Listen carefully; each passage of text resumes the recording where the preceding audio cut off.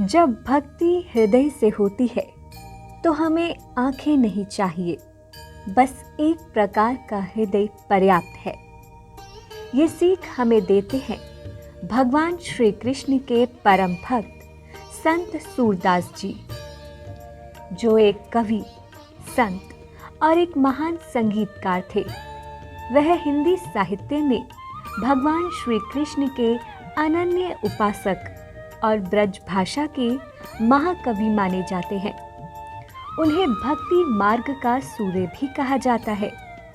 संत सूरदास जी के कान्हा भक्ति के कई गीत, दोहे और कविताएं प्रसिद्ध है। सनातन पंचांग के अनुसार संत सूरदास जी का वैशाख माह के शुक्ल पक्ष की पंचमी तिथि को जन्म हुआ था। इसीलिए हर साल इस दिन को सूरदास जयंती के पर्व के रूप में मनाया जाता है। सूरदास जयंती मुख्य रूप से उत्तरी भारत में मनाई जाती है। इस दिन भगवान श्री कृष्ण की पूजा अर्चना की जाती है और कुछ लोग उनकी कृपा पाने के लिए व्रत भी धारण करते हैं। इस दिन संगीत के विभिन्न कार्यक्रमों एवं कविता प्रतियोगिताओं का आयोजन भी किया जाता है। साथ ही श्री कृष्ण की लीला स्थली श्रीधाम वृंदावन में भी कुछ विशेष कार्यक्रम आयोजित किए जाते हैं। इस साल सूरदास जयंती का पर्व 25 अप्रैल को मनाया जाएगा। इस दिन संत सूरदास जी की 545वीं जन्म वर्षगांठ है। आइए इस अवसर पर जानते हैं संत सूरदास जी के जीवन से जुड़ी कुछ विशेष बातें। संत सूरदास जी का जन्म 1478 में रुनक्त गांव में एक ब्राह्मण परिवार में हुआ था। उनके पिता का नाम रामदास था। सूरदास जी के जन्म को लेकर अलग अलग मत है। उनके जन्मांध को लेकर भी लोगों के अलग अलग मत हैं। एक मत के अनुसार ऐसा कहा जाता है कि सूरदास जी जन्म से अंधे थे, तो वहीं दूसरे मतानुसार सूरदास जी जन्म से अंधे नहीं थे। कहा जाता है जन्म से अंधे होने के कारण उन्हें परिवार में उपेक्षित किया जाता था। इसीलिए उन्होंने मात्र 6 साल की उम्र में ही अपना घर त्याग दिया था और यमुना नदी के किनारे जाकर रहने लगे थे। सूरदास जी को शगुन बताने की कला भी वरदान के रूप में प्राप्त हुई थी, जिसकी वजह से वे बहुत ही प्रसिद्ध भी हो गए थे। कुछ समय के बाद वह आगरा के पास गौ घाट पर जाकर रहने लगे, जहां उनकी भेंट महान संत श्री वल्लभाचार्य जी से हुई, जिसके बाद उन्होंने उनसे दीक्षा ग्रहण की। माना जाता है कि वह अपने गुरु वल्लभाचार्य जी से केवल 10 दिन ही छोटे थे।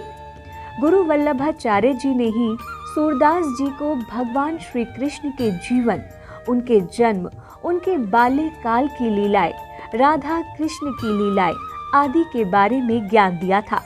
इतना ही नहीं, वल्लभाचार्य जी ने इन्हें श्रीनाथ जी के मंदिर में लीला गान करने का दायित्व भी दिया था, जिसे सूरदास जी ने पूरी ईमानदारी के साथ निभाया था।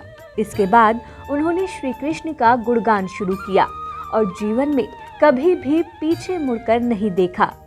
कहा जाता है कि एक बार श्री कृष्ण भक्ति में डूबे हुए सूरदास नेत्रहीन होने के कारण कुएं में गिर गए, लेकिन श्री कृष्ण भक्ति में लीन सूरदास घबराए नहीं। माना जाता है कि भगवान श्री कृष्ण ने ही अपनी कृपा से उन्हें बचाया और उन्हें अंतरूकरण में दर्शन भी दिए।